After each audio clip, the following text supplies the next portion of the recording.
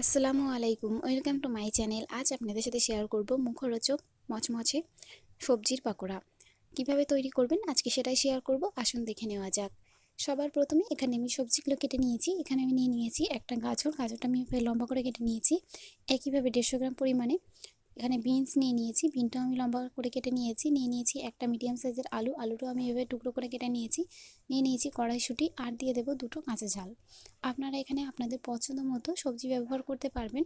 আমি এখানে এই সবজিগুলো দিয়েই আজকে এই সবজির পাকোড়াটা তৈরি করব। সবার প্রথমে আমি নিয়ে নিচ্ছি গাজরটা, একইভাবে বিনস সব কিছুই আমি একটা পাত্রের মধ্যে নিয়ে নেব। এখনও পর্যন্ত যদি আমার চ্যানেলটা আপনারা সাবস্ক্রাইব না করে থাকেন তাহলে অবশ্যই করে সাবস্ক্রাইব করে পাশের বেল আইকনে ক্লিক করে রাখবেন। যখনই আমি নিত্য নতুন সহজ রেসিপি শেয়ার করব সেটা সবার আগে আপনাদের কাছে পৌঁছে যাবে। দেখুন একইভাবে সব সবজিগুলো আমি একটা পাত্রের মধ্যে নিয়ে নিয়েছি। নিয়ে নেওয়ার পরে এর মধ্যে দিয়ে দিচ্ছি 1 চা চামচ পরিমাণে লবণ, দিয়ে দেব হাফ চা চামচ পরিমাণে লাল লঙ্কার গুঁড়ো, আর দিয়ে দেব হাফ চা চামচ পরিমাণে হলুদ গুঁড়ো, আর দিয়ে দেবো হাফ চা চামচ পরিমাণে বিট লবণ। বিট লবণটা দিলে যে কোনো পাকোড়াতে টেস্টটা অনেক ভালো আসে, তাই জন্য আমি সবসময় বিট লবণটা ব্যবহার করার চেষ্টা করে থাকি। আর দিয়ে দেব এখানে হাফ চা চামচ পরিমাণে জিরে, আর দিয়ে দিয়েছি হাফ চা চামচ পরিমাণে গোলমরিচ। খুব ভালো করে এবার আমি এগুলো মেখে নেব। এর আগে এর মধ্যে দিয়ে দিচ্ছি ধনেপাতা কুচি করে নেওয়া। ধনেপাতা কুচিটা দিয়ে খুব ভালো করে এবার আমি সব সবজিগুলো হাত দিয়ে খুব ভালো মতো মেখে নিচ্ছি। একবার এইভাবে সবজির পাকোড়া তৈরি করে দেখবেন, অনেক বেশি ভালো লাগে খেতে। রেসিপিটি যদি ভালো লেগে থাকে অবশ্যই করে একটি লাইক করে দেবেন। এখানে আমি যে যে উপকরণগুলো ব্যবহার করছি সবগুলোই আমি ডিসক্রিপশন বক্সে অবশ্যই করে লিখে দেবো। খুব ভালো মতো মেখে নেওয়ার পরে এর মধ্যে দিয়ে দিচ্ছি 1 চা চামচ পরিমাণে রসুন বাটা। রসুন বাটাটা দিয়েও খুব ভালো করে আমি সবজিটার সাথে মিশিয়ে দিচ্ছি। সবজি দিয়ে এভাবে যদি সবজিটা আগে মেখে নেওয়া হয় তাহলে সবজি দিয়ে পানিটা ছেড়ে দেয়। সেই সবজির পানি দিয়েই খুব সহজে আপনারা এই সবজির পাকোড়াটা তৈরি করে নিতে পারবেন। এক্সট্রা কোনো পানি এখানে ব্যবহার করতে হবে না। দেখুন খুব ভালো মতো আমি এটা মিশিয়ে দিয়েছি। মিশিয়ে দেওয়ার পরে এটা আমি 5 মিনিটের জন্য এভাবে ঢাকা দিয়ে রেখে দেবো। ফিরে আসছি 5 মিনিট পর। দেখুন 5 মিনিট হয়ে গেছে।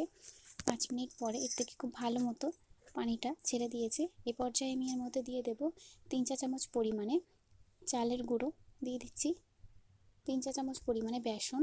খুব ভালো করে বেসন আর চালের গুঁড়োটা আমি সবজির সঙ্গে মিশিয়ে দিচ্ছি। খুব বেশি চেপে চেপে এটা মাখবেন না, একটু আলতো হাতে মেখে নেওয়ার চেষ্টা করবেন। এখানে আমি চালের গুঁড়ো ব্যবহার করেছি। সবসময় সবার কাছে চালের গুঁড়োটা অ্যাভেলেবেল থাকে না, এ কারণে আপনারা চালের গুঁড়োর পরিবর্তে সুজি ব্যবহার করতে পারবেন। আপনারা সুজি মিক্সিতে দিয়ে সেটা এখানে ব্যবহার করতে পারবেন। তবে অবশ্যই করে চালের গুঁড়ো অথবা সুজি যে কোনো একটা এখানে অবশ্যই করে আপনারা ব্যবহার করবেন। খুব ভালো করে দেখুন আমি এটা মেখে নিচ্ছি। দেখতেই পাচ্ছেন সবজি যে পানিটা বার হয়েছিল সেটা দিয়েই খুব ভালো মতো এটা মেখে নেওয়া গেছে। এক্সট্রা কোনো পানি আমি এখানে ব্যবহার করিনি। এটা কিভাবে বুঝবেন যে এটা রেডি হয়েছে? দেখুন সব সবজিগুলো যখন দেখবেন একত্রে হয়ে গেছে তখনই বুঝতে পারবেন যে এটা রেডি। দেখুন খুব ভালো মতো আমার মেখে নেওয়া হয়ে গেছে। এবার আমি এটা ভেজে নেব। এখানে আমি পরিমাণ মতো সাদা তেল দিয়ে দিয়েছি। খুব ভালো মতো সাদা তেলটা আমি গরম করে নিয়েছি। এবার এর মধ্যে দিয়ে দিচ্ছি যে ব্যাটারটা আমি তৈরি করে রেখেছিলাম, সেখান থেকে এভাবে হাতের মধ্যে নিয়ে এখানে আপনারা হাতের মধ্যে নিয়ে সহজেই এটা এইভাবে দিয়ে নিতে পারবেন। এটা এরকমই শেপের হয়। দেখুন খুব ভালো মতো আমি সবগুলো দিয়ে দিয়েছি। দিয়ে গ্যাসের ফ্লেম মিডিয়ামে রাখবো। গ্যাসের ফ্লেম মিডিয়ামে রেখে এগুলো দুই পাশ লাল করে ভেজে নিতে হবে। যেহেতু এখানে সবজি, তাই জন্য সবজিটা একটু সময় লাগবে, তার জন্যে অবশ্যই করে গ্যাসের ফ্লেম মিডিয়ামে দেবেন। দেখুন এক পাশ খুব ভালো মতো লাল করে ভেজে নেওয়া হয়ে গেছে। আমি আরও এক পাশ উল্টে দিয়েছি, দিয়ে দুই পাশ খুব ভালো মতো লাল করে ভেজে নেব। আপনারা পাকোড়াগুলো দেখলেই বুঝতে পারবেন যে এটা কত বেশি ক্রিস্পি হয়েছে, খেতেও অনেক ভালো লাগে। একবার এইভাবে তৈরি করে দেখবেন। একইভাবে আমি সবগুলো ভেজে নেব। সবগুলো ভেজে আমি তুলে নিচ্ছি। দেখুন সবগুলো আমার ভেজে নেওয়া হয়ে গেছে। সবগুলো ভেজে আমি তুলে নিয়েছি। রেসিপিটি কেমন লাগলো অবশ্যই আমাকে কমেন্ট করে জানাবেন।